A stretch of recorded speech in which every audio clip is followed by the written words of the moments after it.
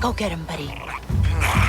While Star Wars Outlaws has a lot of options to tweak gameplay difficulty and accessibility, and offers the freedom to do what you want in a wide open galaxy, there's quite a bit of important info it doesn't spell out for you. Here are the things we wish we knew while playing Star Wars Outlaws.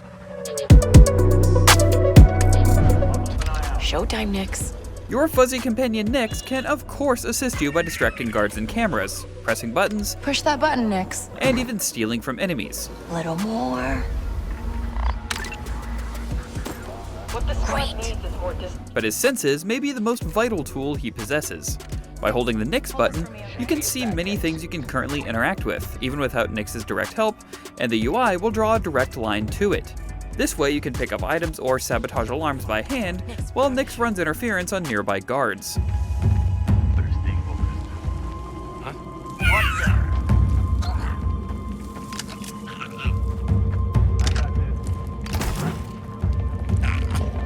Nix vision will also highlight wires that run to nearby terminals when you hold up on the D-pad. So if you're having trouble finding where to go in a search area or enemy base, following the highlighted wires will often lead you to a locked door and a way to get through it. While strolling through a city can just be a fun way to soak in the environment, it's also an effective way to gain valuable information. Casual conversations and even arguments you hear in the street or in cantinas will drop hints for optional objectives or extra goodies that won't be marked on your map, so make sure to listen closely. Look for spots that you can sit or lean on to blend in and listen to what's going on. You can even unlock new intel for side quests, or just learn something interesting about the current world state. Hangs around the back alley next to the market. There's also a lot of bet fixing going on in the underworld, so finding NPCs that have a tip for you or a stray datapad can be a great way to find the lowdown on some quick credits. It's easy to get in the rhythm of just moving from waypoint to waypoint, but always keep your master ability unlock requirements in mind.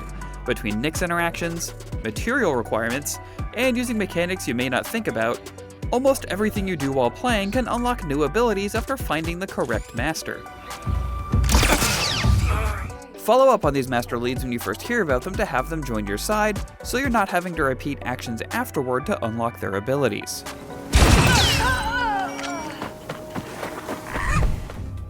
While many master abilities will require certain milestones to be hit, you don't actually get anything for defeating enemies aside from the occasional grenade, limited use weapon, or back to vial.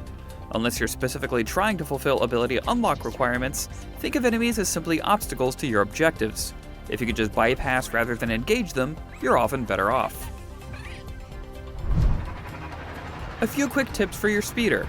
First off, it acts as a fast travel point, so before you call it to you, check to see if it's already in a more convenient location than where you currently are. If you can't find it, press the button shown in the top left of the map screen to bring up the navigator. While on your speeder, you can essentially peel out. Hold onto the brake, and then hold onto the throttle, and let go of the brake, and you'll start with a Mario Kart-esque blast of speed. And finally, Sylop, the Speeder Master, will let you unlock many abilities that don't even seem related to speeders, like smoke bombs and the ability to highlight chests. Both are very useful to have. It's a good rule of thumb to go through every master ability menu as soon as you unlock them, as there will be a lot of unexpected and seemingly unrelated abilities there you'll want to unlock quickly. Not all valuables you pick up should be sold for scrap. There are some items that say they could have some use later in their description, usually high value items, even though they may say safe to sell too. Always check the description and keep it in mind before you sell it off for credits. Thankfully, you don't need to worry about which merchant faction you actually sell it to, as reputation only accounts for the prices of things you buy, not the price at which you sell. Some secret entrances or paths to new areas are blocked off when you first see them, especially if you're in a new on-map area with a main quest. It's often best to progress through the main quest a bit if you don't have the tools to get through. This does not apply to off-map quest areas that are special to a main mission though.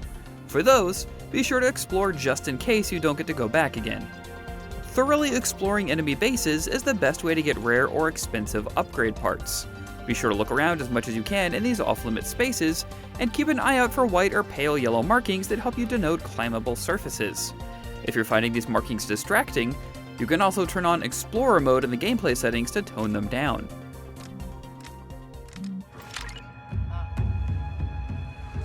Also, if you hear a coin sound accompanied by a white question mark on your compass when walking through an area, that means an undiscovered treasure is nearby. He's at least got some good stories. When unlocking a door or chest with a data spike, watch the pin that taps around the outside of the lock. It moves outward a tiny bit just before it presses into the center, giving you a better idea of when to hit the button.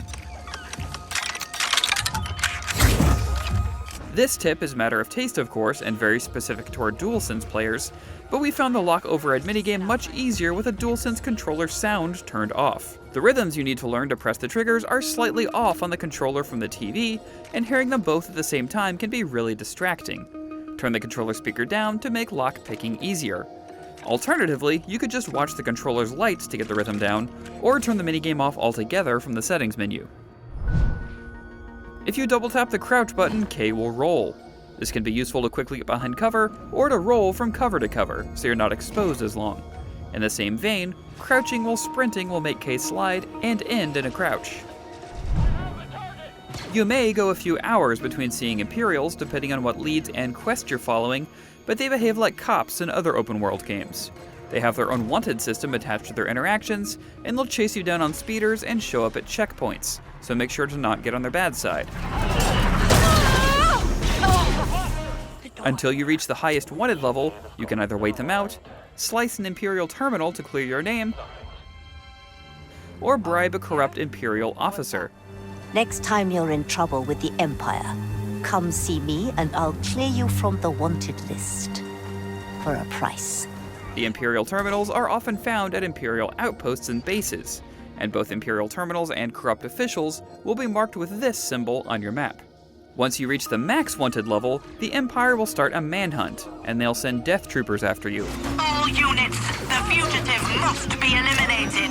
You have full authority to kill on sight. Once they're deployed, the only way to get rid of the wanted status is to find them, they'll be marked on your map, steal the keycard from the officer, and then use the death trooper terminal the troopers are protecting to clear your name. You won't be able to fast travel when at max level, and you can't clear your name until you're out of combat. You also can't take out death troopers through normal means. Nyx can't attack them, you can't take them out with melee, and they'll shrug off your blaster's stun shot. They can also take a lot of hits before going down, so it's in your best interest to sneak up to the terminal rather than engage them directly. If you do have to fight them, try and grab a weapon from their weapon rack, as they're usually much stronger than your standard blaster.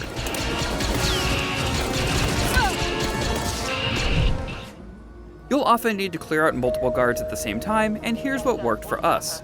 First, hide where they can't see you, but still have a line of sight. Then, send Nyx in to attack one of them.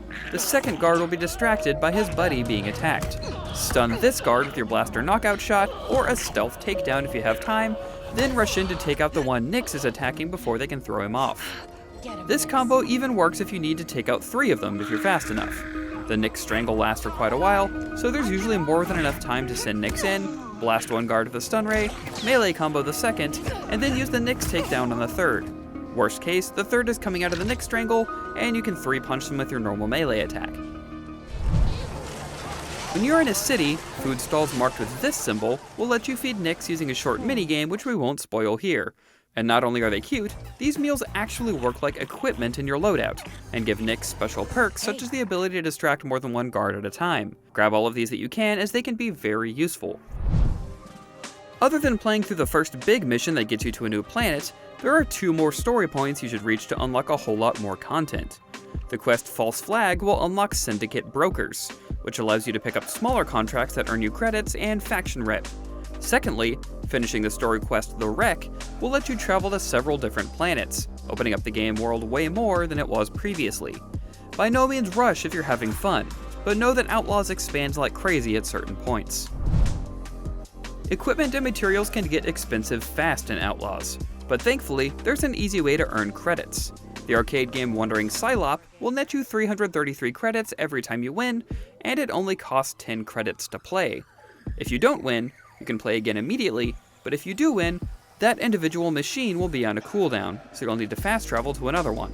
2 that you can find early on are Merqaal's gambling parlor in Mirogana and Illyria's stash in Kajimi. You just have to use Nyx to unlock the door first. Hit that button, Nyx.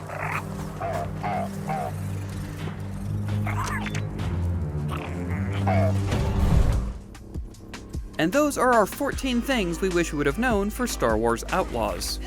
We hope you found this useful, and while you're here, make sure to check out our video on how to unlock the Speeder's Boost. And for everything else gaming, you're already in the right place. IGN.